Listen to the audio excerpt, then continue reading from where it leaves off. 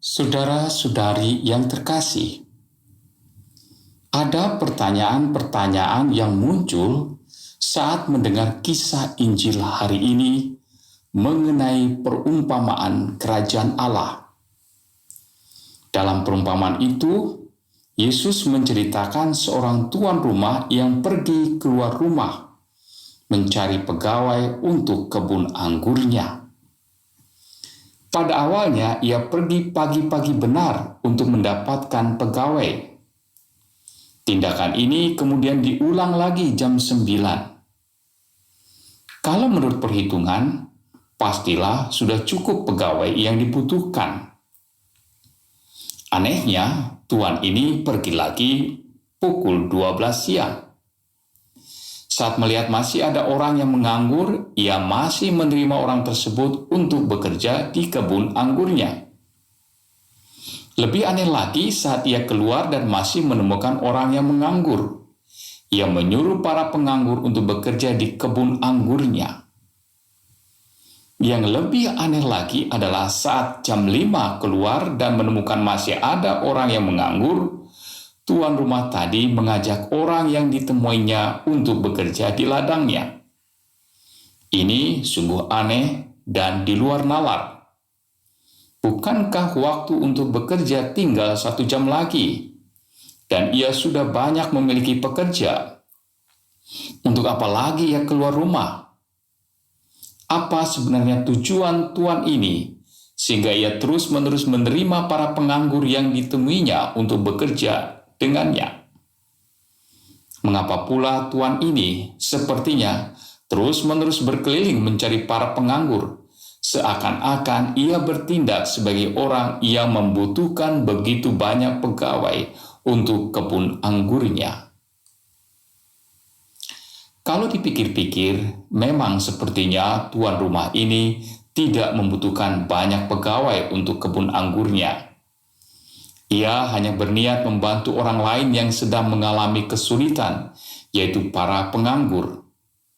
Hal ini jelas dari dialog antara dirinya dengan penganggur yang ditemuinya jam 5 sore.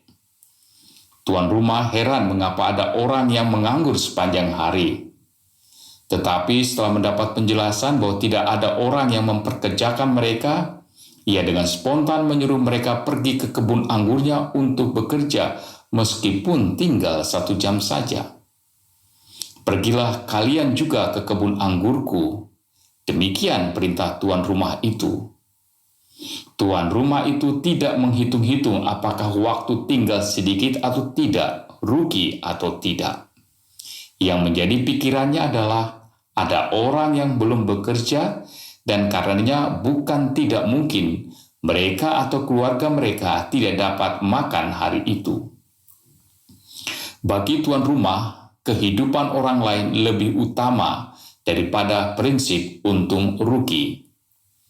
Itulah sebabnya saat orang lain protes atas sistem pembayaran yang dilakukannya, dengan singkat ia berkata, "Tidakkah aku bebas mempergunakan milikku menurut kehendak hatiku?" Kehendaknya adalah orang lain bisa hidup dan selamat. Dan untuk itu, baginya tidak ada prinsip untung rugi. Sikap tuan rumah ini adalah sikap Allah yang memberi tanpa menimbang-nimbang. Satu saja nilai yang mau diperjuangkan, yaitu semua orang harus memperoleh hidup, memperoleh keselamatan. Tidak peduli apakah orang itu dahulu sudah mengenal Allah lebih dahulu atau baru kemudian. Semua ditawarkan untuk memperoleh keselamatan. Sikap yang harusnya menjadi pegangan juga bagi kita yang menjadi anak-anak Allah. Sayangnya, seringkali kita jatuh seperti pegawai yang bekerja lebih awal. Kita sering membanding-bandingkan diri lebih baik karena merasa lebih berpengalaman. Dan lebih parah lagi, kita juga menutup orang-orang baru untuk jabatan atau posisi tertentu hanya karena kita merasa lebih berpengalaman. Mari kita belajar seperti tuan rumah yang selalu memberi tawaran keselamatan bagi siapa saja, kapanpun waktunya. Tuhan memberkati.